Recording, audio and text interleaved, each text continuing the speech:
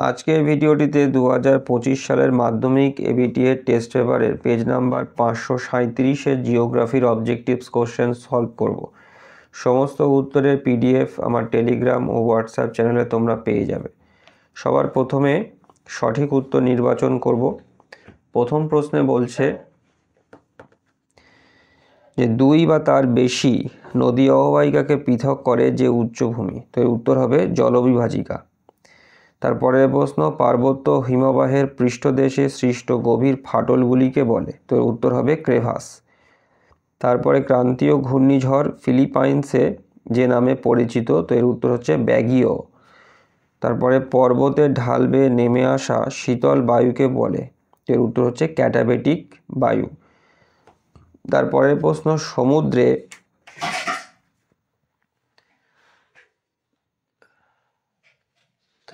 যেখানে উষ্ণ ও শীতল স্রোত মিলিত হয় তাকে বলে, তো এর উত্তর হচ্ছে হিমপ্রাচীর।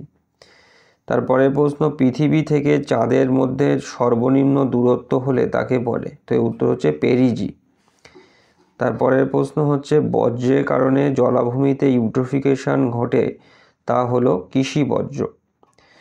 তারপরের প্রশ্ন, ভারতের বৃহত্তম কেন্দ্রশাসিত রাজ্যটি হলো, তো এর উত্তর হচ্ছে লাদাখ।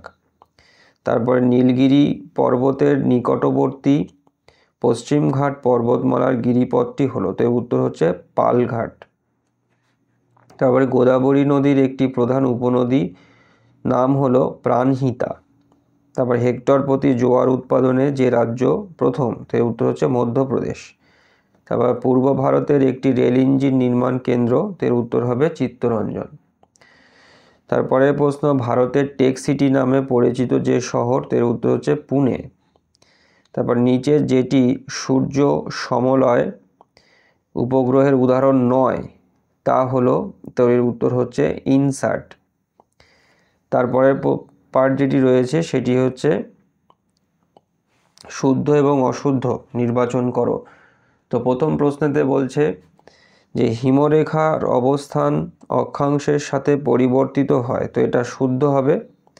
তারপরেতে আর্দ্রতা পরিমাপক যন্ত্রটির নাম হাইগ্রোমিটার, তো এটা শুদ্ধ হবে। তারপরে যুগ্যান ভূমিরূপে কঠিন ও কোমল শিলা পর্যায়ক্রমে উল্লম্বভাবে অবস্থান করে, তো এটা অশুদ্ধ হবে। তারপরেতে হ্যাডলি সেলের উপস্থিতি মেরু অঞ্চলে দেখা যায়, তো এটা অশুদ্ধ হবে।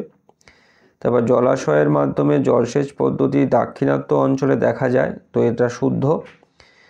তারপরেতে ভূ বৈচিত্র্য সূচক মানচিত্রে লাল রঙের দ্বারা সড়কপথ দেখানো হয়, তো এটা শুদ্ধ হবে। তারপর কান্ডালা ভারতের করমুক্ত বন্দর, তো এটাও শুদ্ধ। এরপরেতে শূন্যস্থান পূরণ। প্রথম প্রশ্নে বলছে পৃথিবীর বৃহত্তম উপত্যকা হিমবাহ, তো এর উত্তর হচ্ছে হুবার্ট।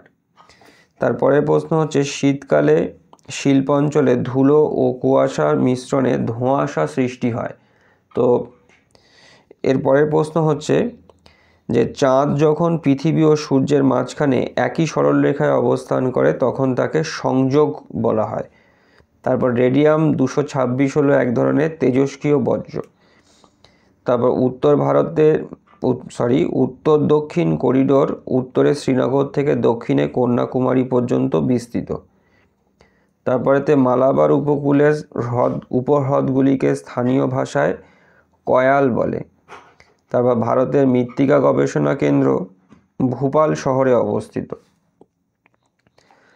তারপরের যে পার্টটি রয়েছে সেটা হচ্ছে একটি বা দুটি শব্দে উত্তর দাও।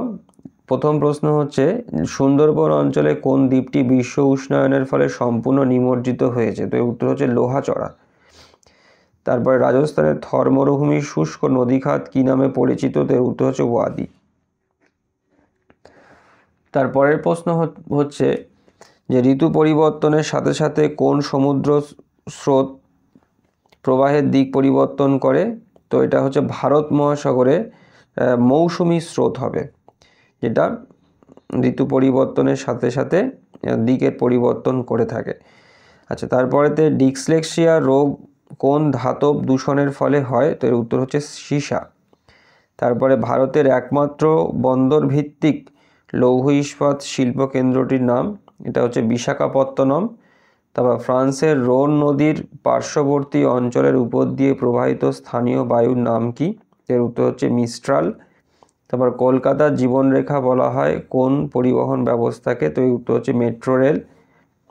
তারপর ভূ বৈচিত্র্যসূচক মানচিত্র কোন ভারতীয় সংস্থা প্রকাশ করে? তো SOI অর্থাৎ সার্ভে অফ ইন্ডিয়া।